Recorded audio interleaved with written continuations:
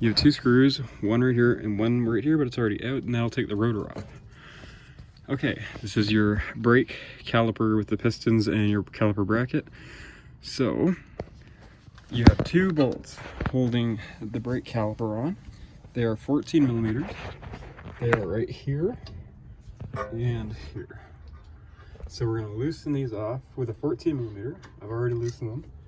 So we're going to take the caliper off. Before we take the caliper off, you're going to use a flathead screwdriver, and you're going to put it between here on the caliper, and you're going to push the pistons in, right?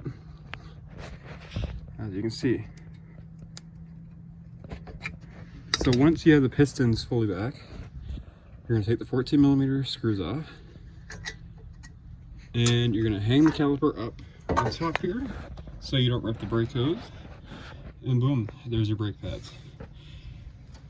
Now generally I would replace the brake hardware as well, except the problem is I don't have the hardware with the kit that I got.